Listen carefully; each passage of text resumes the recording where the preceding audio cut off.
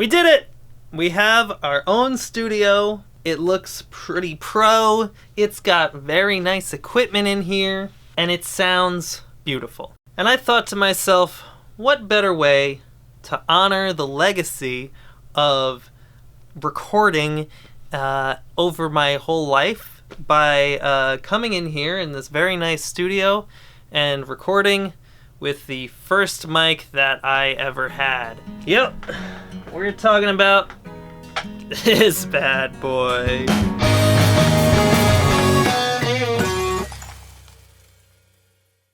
This here is a Compaq something or other desktop microphone. It was something that was used in the 90s, just sitting on your desk to record with. Very nice. And I would say, in my experience thus far, that this one in particular, not so horrible. Microphones that looked like this are not created equal. I once bought Peter a similar microphone that was not at all the same, and you could never get anything good out of that. This one, on the other hand, I certainly survived with for a few years before getting microphones from Sam Ash that weren't very good either. But I think it's time to test my strengths of recording by going all the way back to what I originally recorded with. This one isn't actually the original microphone that I had back in the day, because this one is, which is a little flaccid now. The plastic has broken, and I, many years ago, put tape on it, all because of overuse. And because of this kind of crack and whatever is inside, this one is extraordinarily noisy, and it is pretty much unusable now. Yeah, this ain't gonna cut it. But I went online and I found a exact copy of it, so I'm happy to have my old mic. Recording with this in here is not going to be without its challenges, however. The jack on this microphone is this, which is a 3.5mm jack. That is because this should plug into a computer straight off, into a headphone, microphone, jack, whatever it's got. And this is not superb for a variety of reasons. First off, your computer's sound card is not very good.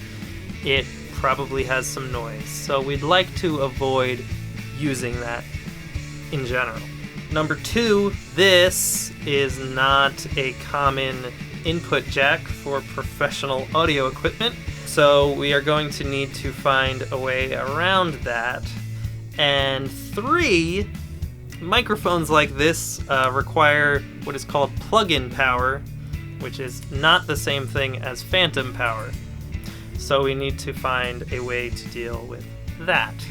The way to combat all of these problems is with this little guy. This is the Rode VXLR Pro, which deals with all of the problems that we have. Number one, it takes our 3.5mm and changes it to XLR.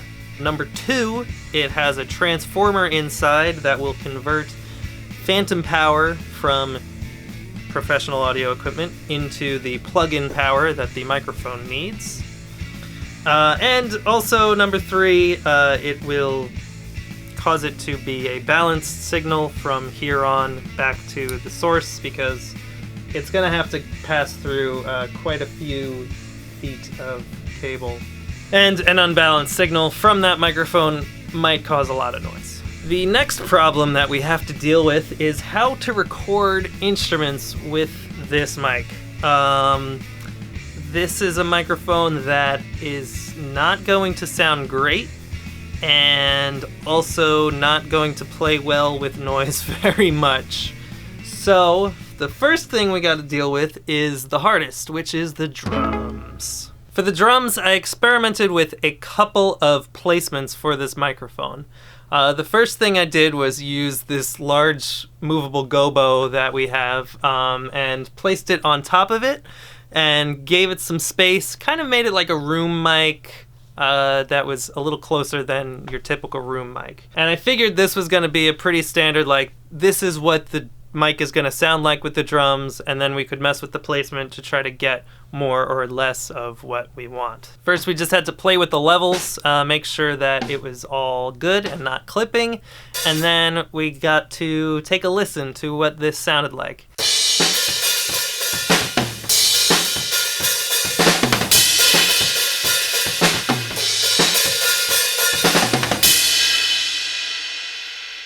Didn't love it. It was very just room central, just like cymbals crashing. Nothing was very pronounced. It was not great. As for the mic itself and what it was picking up, tons of treble and like no low end, which is pretty much to be expected with something like this. But now I knew what we needed to fix. So the next thing that I wanted to try was a kind of under the cymbals, pointed at the snare, getting a lot of low end from the kick placement.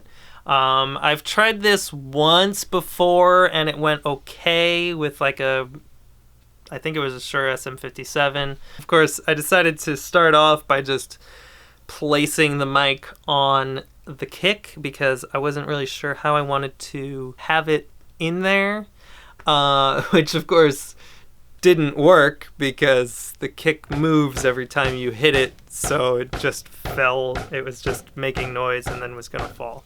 So instead, I grabbed a mic stand, I used some masking tape, and I just taped the mic onto the stand so that I could push it into the place that I wanted it to be. This was obviously much louder than the mic being far away, so the first take that I tried it just clipped like crazy, and obviously was going to be unusable.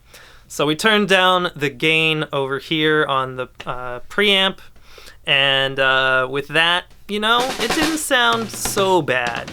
It still isn't going to be great, but I felt like the kick and the snare had some pretty good presence over the cymbals.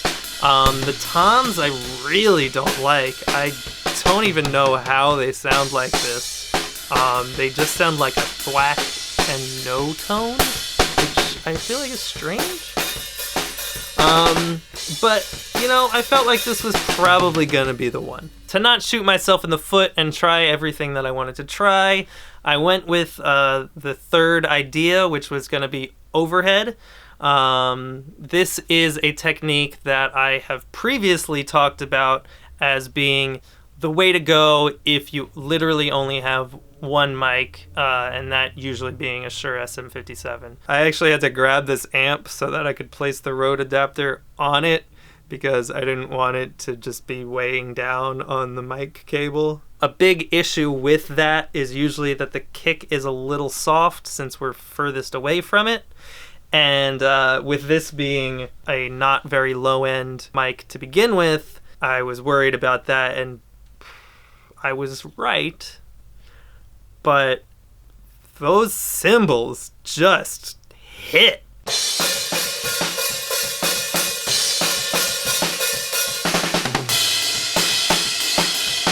Good Lord, it is really unpleasant.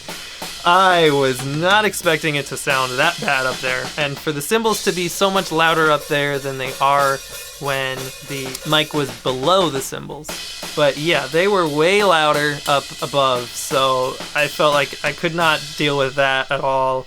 That was going to be craziness. So I went back and I stuck with the under the cymbals, pointed at the snare, near the kick, and that is what we did.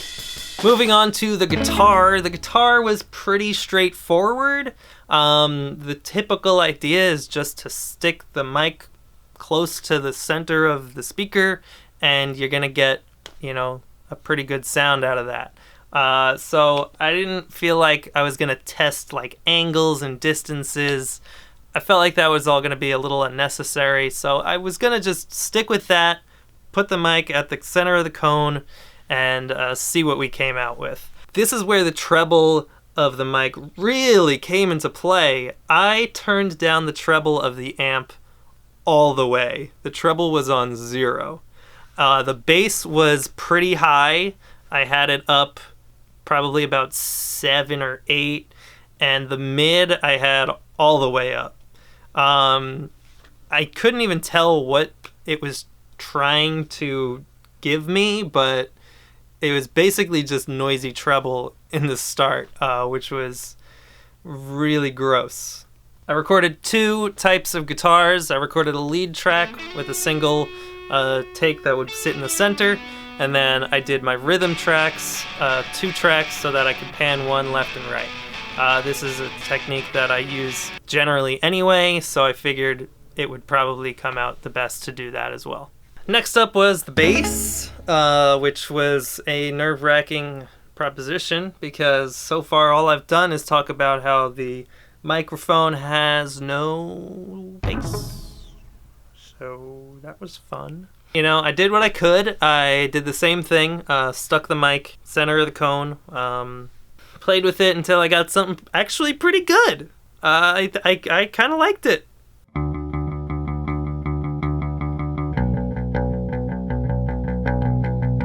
Onto vocals. Vocals are great because that's what it's made for. It's for vocals. Usually this microphone is made for vocals. So this wasn't too bad. I kept it on the stand and I, pointed it at myself as usual, as I would. I used the pop filter because this thing loves picking up so, I was going to use that anyway. So I did that. Don't judge the lyrics. I made them within a half hour, probably. Sorry, but where do you get off? Recording was, of course, only half of the battle in making this sound good, because now we have to go on to mixing. And I spent a good amount of time mixing. I cut out more high end in a lot of the instruments. I did some compression, especially on the drums. I added a little bit of reverb, the usual stuff. And you know what? I like how it came out. There's definitely a dirty, messy, lo-fi quality to it, but I think it has its place. Maybe not for an entire album, but using it in little spots, give it a little bit of this, give it a little bit of that. I think that could be kind of cool. I think it stands on its own as a character. And honestly, why not have character in your music? Let's take a listen.